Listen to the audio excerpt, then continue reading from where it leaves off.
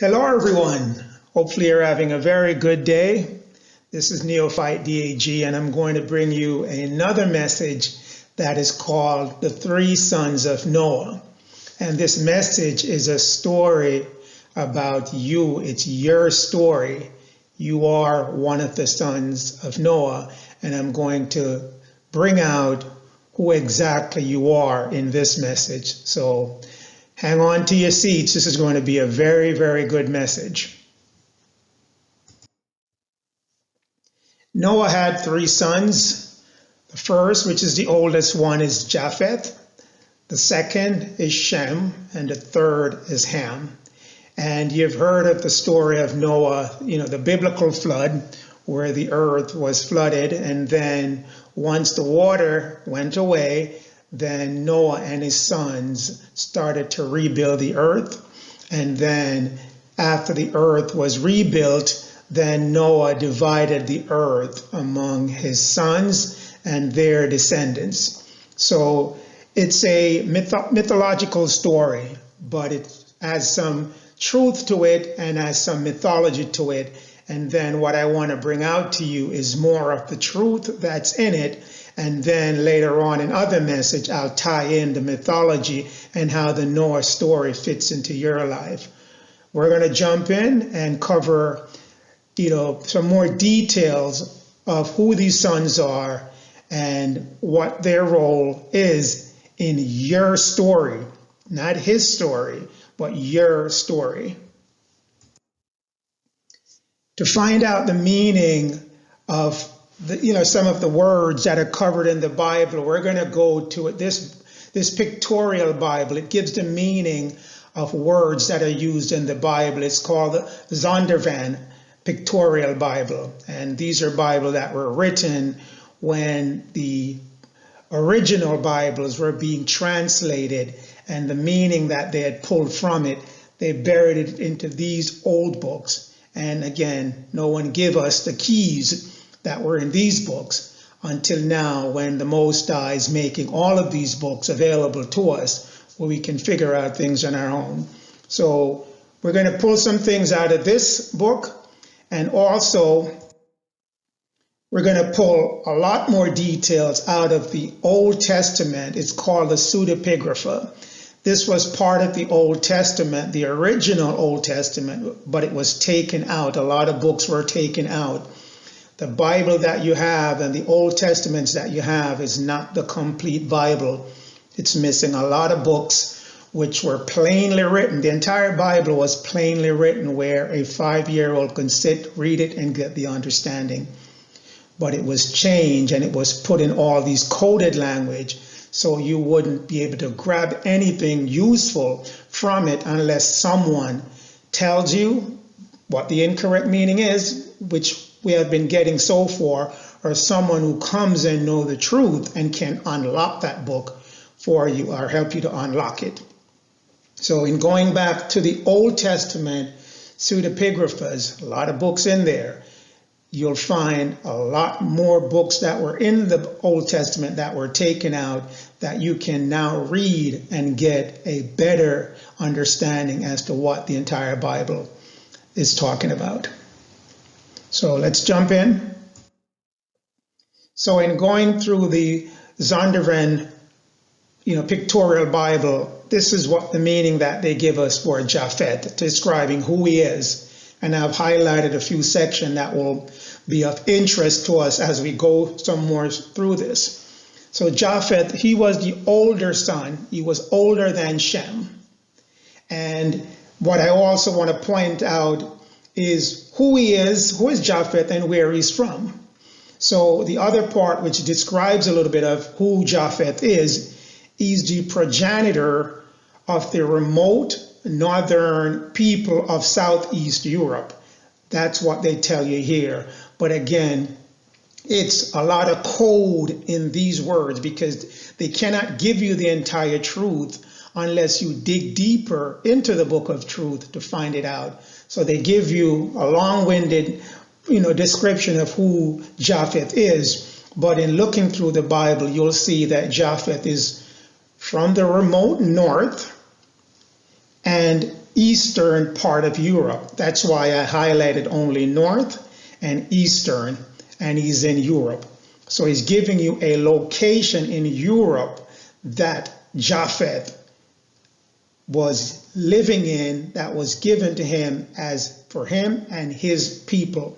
What progenitor means, we'll jump into that, because one thing I want you to get used to, when you come across words you don't know the meaning of, go look it up, because they normally try to bury truth in these words that they know from experience that you're not going to look up. You're just going to skim over it and miss the entire meaning. So these are called spell words. When I give you a word, but I'm forcing you to go into another book to go find it, and I know the likelihood of you going in that book is very small, so I spell you with that word. That's where the word or the term spell come from. You know, you teach your kids how to spell and so on, but it comes from that word, to cast a spell, to make sure that you don't go any further with that word, because it's a word that you don't recognize. You don't want to make the next step to go find out what it is. So I'm telling you, when you come across words, look it up before you move on.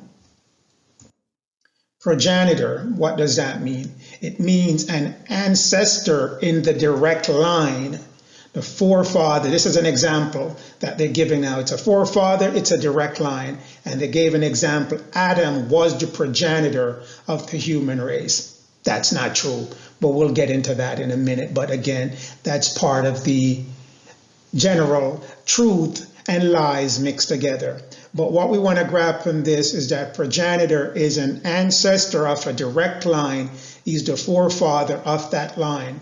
So in going back to Japheth, Japheth was the progenitor of the people of Northeast Europe. That's what that is telling you. So how can we check what that Bible description gave us? We're going to go into the Bible itself. We're going to go into the pseudepigraphas. There's a section, there's a book in it called the Book of Jubilees. That's where the entire book of Genesis was taken from. It was taken from the Jubilees. So if you read the Jubilees, you'll know Genesis from the beginning all the way to the end of Revelation, all in one book. But in the Book of Jubilees, it tells you about Noah and his son. And this is what it says about Japheth. And everything which is towards the north belongs to Japheth. Everything which is towards the south belongs to Shem. So it's telling you now how Noah divided up the earth amongst Japheth, Shem, and Ham. And he went further in 29 to describe where is Japheth territory. So again, I'm reading from the book of Jubilees, chapter 8. So in verse 29, it says, Japheth got the 5 great islands and the great land to the north. So again, it's telling you to the north. That's where Japheth is. All his stuff is to the north. But it also adds in 30, but where Japheth got, it is cold, meaning it's cold all the time. And the land of Ham is hot. It's hot all the time. And the land of Shem, it's not hot or cold because it's mixed with hot and cold. That means where Shem is, it's seasonal. You get sometimes it's hot, sometimes it's cold. So you get the season. So you can say it has 4 seasons. But Japheth, it's entirely cold. And the land of Ham, it's entirely hot. So you, in your mind now, knowing how the world is set up, you can determine now with certainty where Japheth should be or was, where Ham should be or was, and where Shem should be or was. So that's the description given in the book of Jubilees that tie the sons to locations where they should be. That's where they got from their forefather, Noah. Because again, going back to 29, chapter 8, verse 29, he said, this is the land which came to Japheth and to his sons, and the portion of the inheritance which he will possess for himself and his son for their generations forever. That means they're going to hold those 5 great islands and great land that is in the north, that's where they belong forever and ever. So what we can sum up from Japheth, here's a summary. Japheth is of the Caucasian race, meaning he's pale, fair, or florid skin complexion. He's a white person, what we call the white man. Then secondly, he's given lands of the upper parts of the earth to live. That's where the cold area is. There's no cold area in the middle of the earth. So is northeast of Europe, 5 other islands in the north, which is above Europe and above North America, including Greenland. And the reason why I mentioned Greenland, when you get a chance, go look at the Greenland movie that came out recently. Then what else? His land starts east and north of the Caucasus Mountain. That's why the term Caucasian came out of that word Caucasus, because that's the location where their land started from, the Caucasus Mountain. So when they came down into other areas, they were called Caucasian to describe where they're from. The Caucasus Mountain is in the upper part of Asia. They joined the two words together, Caucasian. That's where his term comes from. Then the place where he lives is always cold. So it doesn't get any more specific than that. If he's in a place now where it's not cold, then that's not where the land that he was given by his forefathers, that's not part of it. He was given the cold land. And fourth, he's the oldest of the 3 brothers. So that's Japheth. That's a summary of who Japheth is. And again, we'll touch on Japheth some more as we go along, but this is where he should be, and he was given those lands for him to be there forever and forever, he and his descendants. Now, let's take a look at Shem. Shem is the second son of Noah. He's the progenitor, the originator, a direct line of the Semitic race. And we're going to come back to that word Semitic. And one of his descendants is Abraham. And Abraham, we know, is tied into the 12 tribes of Israel. So the 12 tribes of Israel belongs to the Shem line of Noah's sons. So we can get that from this description that was given in the pictorial Bible. So who are the Semitic people? In trying to find that out, you have to go outside of the normal source, because the normal sources will tell you everything except who exactly they are. So who are they? The Semitic race, or the Semitic people, are the people that are tied to Adam, the original race of people. And what does that mean? Adam is not one man, as you've been told in the Bible. It's not a one man, it's a race of men, which are of reddish in color. And that reddish in color have transitioned all the way down to our time into the brown races. So those are the original people that were put on this planet to start life in that dust man body that was created in Genesis 2. That's the Semitic people. So they are a race of red skin, which transitioned down into brown, and dark skinned people that are currently living on the earth in our time. That's what Semitic is. You'll hear all sorts of other terms, but again, they won't tell you the truth as to who the Semitic people are. They're dark-skinned, melanated people, both of a light, dark, and even down to a red skin, copper color persons. That's the Semitic people. And who are the Semitic people? They are also called the Jewish people, the true Jewish people, which are of the 12 tribes of Israel, the 12 tribes of Abraham, because as we just found out from that same dictionary, that Abraham is part of the Shem line. And if Abraham is part of the Shem line, and the Shem line are Semitic, which are dark-skinned people, that means the Jewish people have to be dark-skinned. It can only be that way. It cannot be any other way, starting with their words, which says the Semitic are Shems, and then finding out who the Semitics are. But what are the Jewish people according to my excerpts? And you can check out these books. I put them out there so everyone can know what they can read to find out more information. But as it says, the Jewish people are dark-skinned, dark-haired, dark-eyed people. They're of the brown race, which again goes back to the Semitic people, same people we're talking about.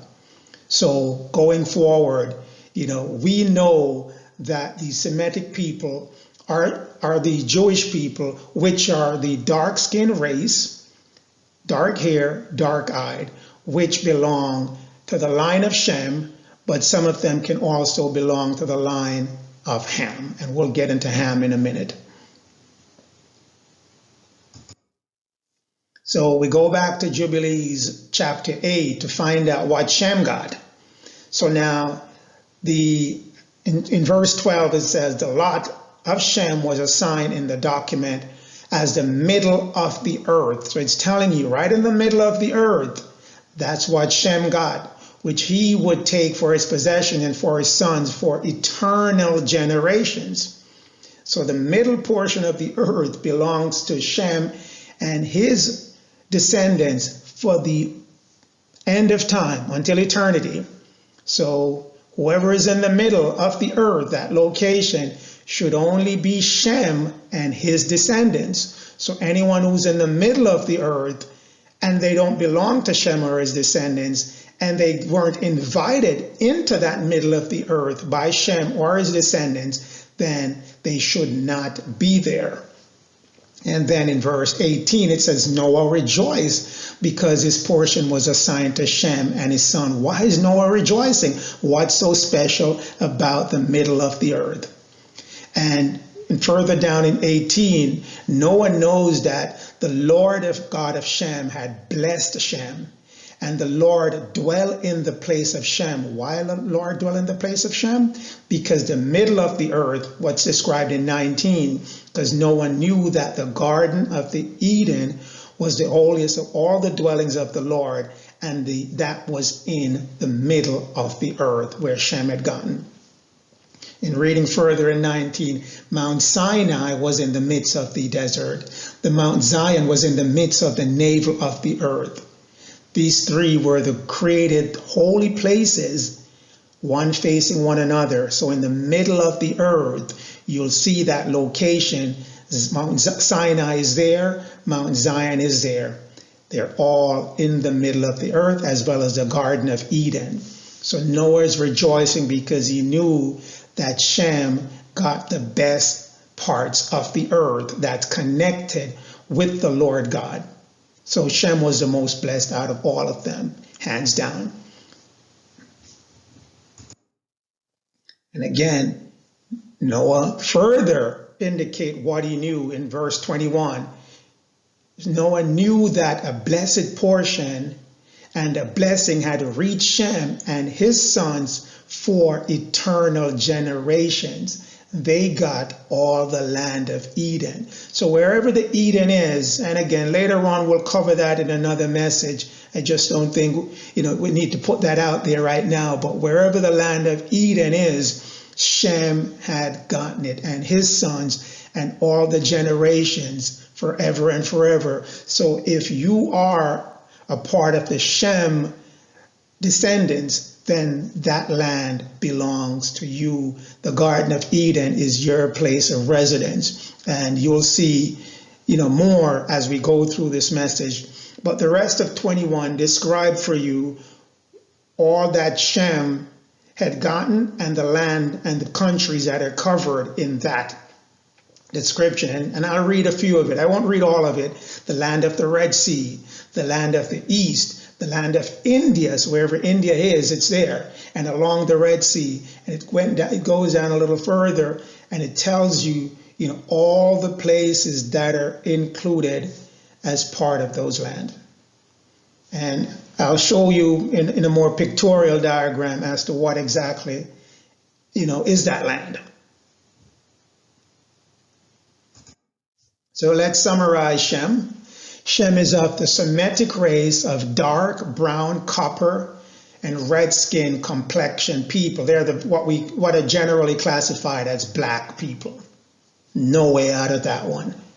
So that's Shem. Shem is also the Jew people that are called Negro, and we'll touch on that a little later on, just to show you why they're called Negro. Again, if I tell you anything in any of my messages, I have to be able to prove it, and I always make sure I can prove what I tell you. So they are called the Negro Shem, and they're given by Noah the land of the middle parts of the earth to live. If you look at the middle, if you look at the map, a world map, you'll see the middle is where North America is, including Mexico, Western Europe, North Africa, Middle East, and North Asia. That's the middle of the earth. And then the place, it's mixed. If you want another proof as to, he might be talking nonsense. It's not those places.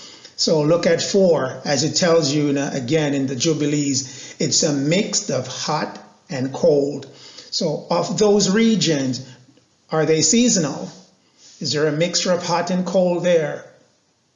The answer is obviously yes. So that's a further proof that the middle of the earth is going to be hot and cold, all within that 4 seasons that we call an entire, call throughout the entire 1 year period. And Shem is the second of the 3 brothers. So that is what this is telling you in summary. So we'll look at Ham right now.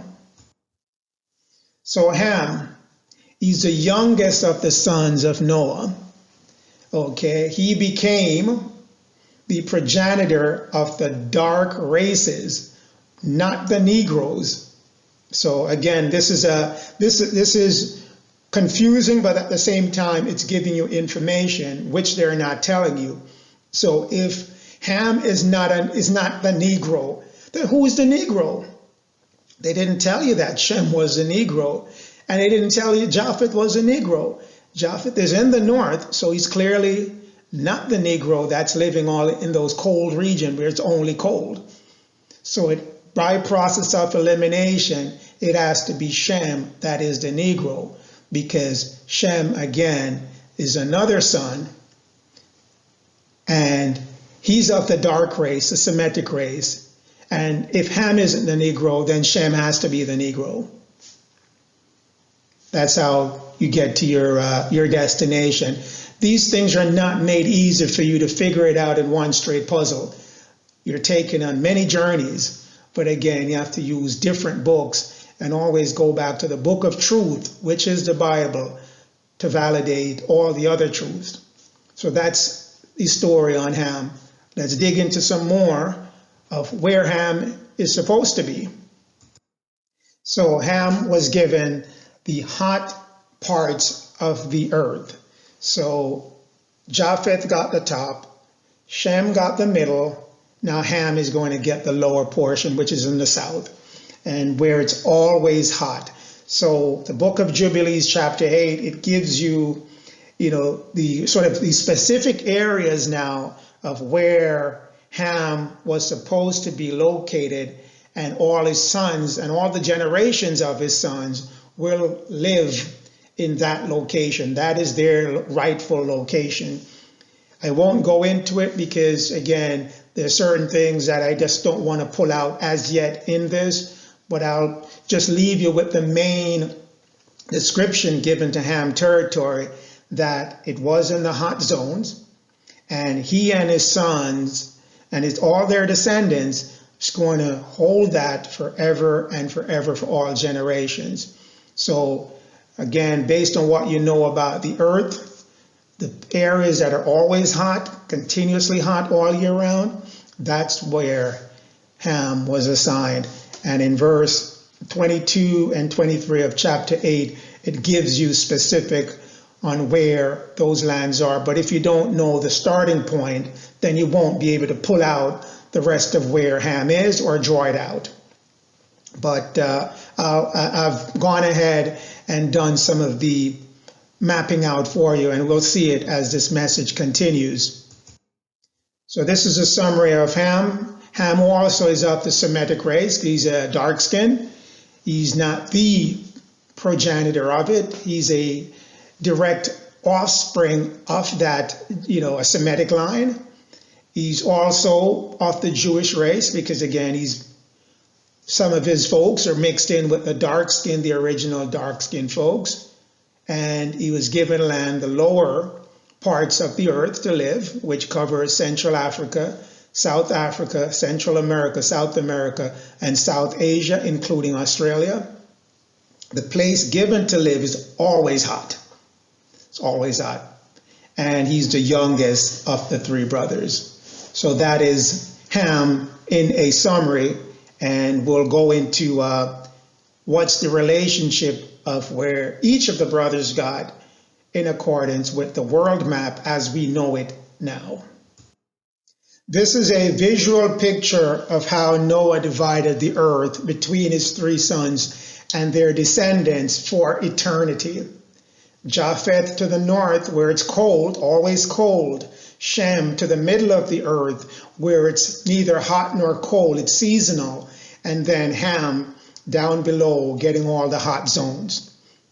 Now, what I want you to ask yourself is which of the three sons and their descendants at this current time, 2021, is in a location that they shouldn't be in because it was not given to them as part of Noah's splitting up the earth between its three sons. And if they're in that location, are they there because they were invited in that location, or are they there because they invaded that location and took it over from the descendants of another brother? And clearly your answer is going to come back to Japheth is in a location that it belongs to Shem, and he's in a location that belongs to Ham. And was he invited in by Shem or is Shem's descendants, or Ham's descendants? No, he was not. He invaded and forced his way into those territories and took it over for himself and his descendants. So that's what I want you to get from this map as to how the earth was divided and who violated that agreement as to where he should be and not in someone else's portion of the earth. Now, what happened if you violate the agreement that was made that you should only be in certain parts of the earth? Noah made sure his sons knew that a violation of this agreement comes with consequences. So if you look at Jubilees chapter 9, verse 14, and I'll read it. And thus the sons of Noah divided for their children before Noah, their father. And he made them all swear an oath to curse each other, and everyone who desired to seize a portion which did not come to him by lot. What lot means? By your assignment. If it wasn't assigned to you and you seized a portion of it, there's a curse that's going to be invoked on you. So that's what chapter 4, verse 14 is telling you. And then for verse 15, and they said to each other, they all agreed, so be it and so let it be, to them and to their sons forever and for all generations. So they're all agreeing, not at that point in time, but for all generations of Japheth, Shem, and Ham, that they're going to obey this agreement or the curse will be put on them. And if they violate that agreement, then on the day of judgment in which the Lord will judge them with sword and with fire. Anytime you see the word sword, it means war. And when you see fire, that means there's a destruction coming by the way of fire. And we'll explain that. We'll talk about that more in other messages. But what I want to focus you on now is that whoever is in violation of the agreement to stay in your portion of land that was given to you is going to have their consequences later during the day of judgment. And if you don't see the day of judgment happening around you right now, then you're missing what's coming. So the violation will not go unpunished. Whoever is in a land that they're not supposed to be in, there's consequences coming. Again, this is what the land looks like. And if you look at Shem's land, another thing I want to point out to you, look at the parts in Europe that Shem is part of his inheritance, his land that was assigned to him. Usually you'll be confined to Egypt as the only land of Shem, and maybe some portions of the Middle East, what we call the Middle East. But as you can see, all of that land, if it's hot or cold at the same time in that land, it is Shem's land. No question about it. If you go back to the book of truth as to how the lands were divvied up, and Japheth area is the cold area all the way up there, Greenland included. Again, go watch the Greenland movie and you'll see why they're making that emphasis of Greenland. And then the southern portion of the world, that's where the hot zone is. And from you see in Genesis, in Jubilee chapter 8, where Shem's land was the blessed land of the Lord, where the Garden of Eden is, where Mount Sinai is, where Mount Zion is, that is the blessed portion of the land.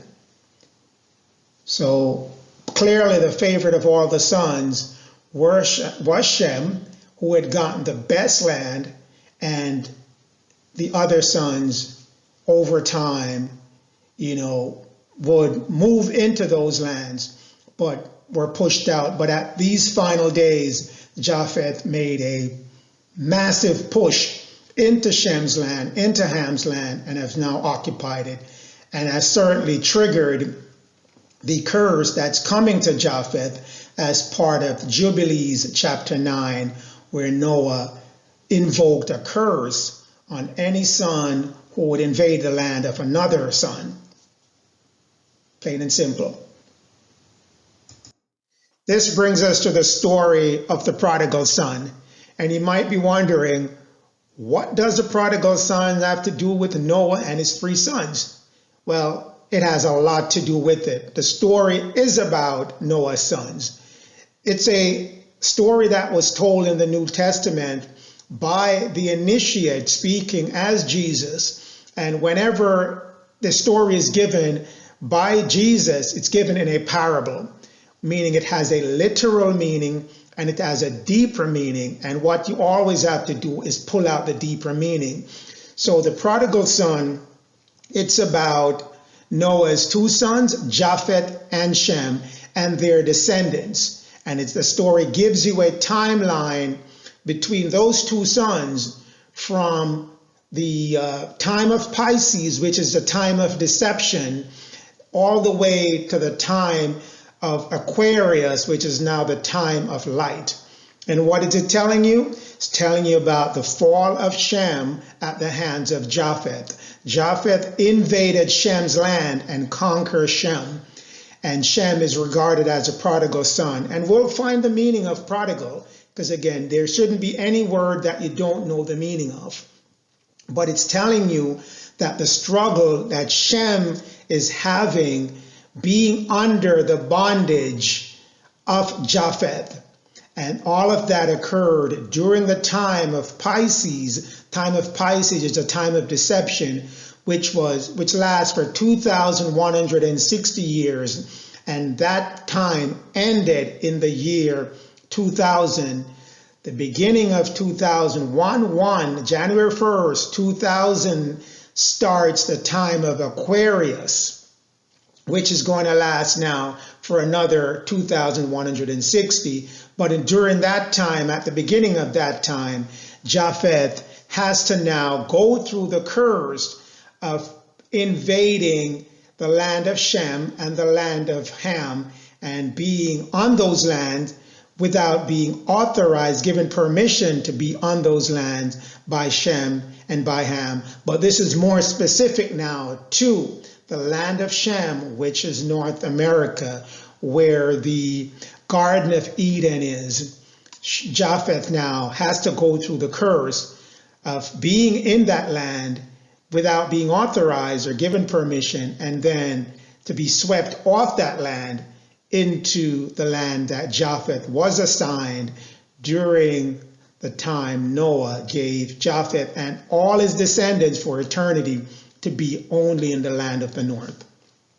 So Japheth is he will have to go through his curse, and he will have to be pushed off the land that he doesn't belong, wasn't given to him by his lot, by assignment, and be pushed back into the land that was actually given to him, the land to the far north. So this is what the prodigal son story is. We'll go into more details in reading through the actual verses in the Bible which talks about it, and that will give you a clearer picture of the prodigal son. What is the meaning of prodigal? What is the meaning? What is the description given to Shem? Shem was actually very extravagant in spending money, one that expends money extravagantly. So Shem was spending up all the inheritance, all the riches on his land extravagantly. One that is profuse, profuse is extravagant again. One who's lavish, living lavishly.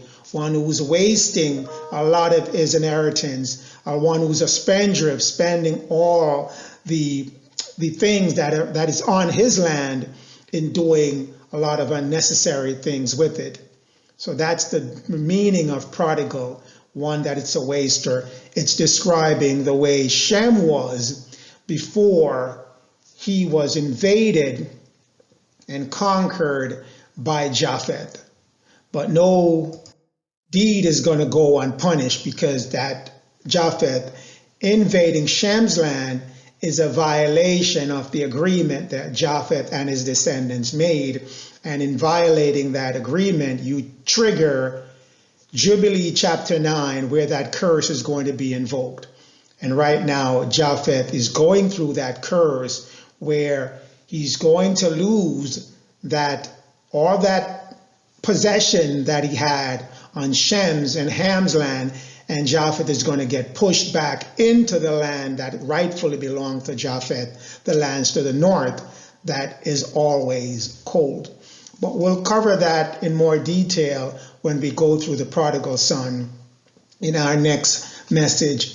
With that, now I'm going to bring this one to an end, and I want to always again wish you a very pleasant day, and I'll see you next time in our next message. Take care. Have a lovely and wonderful day.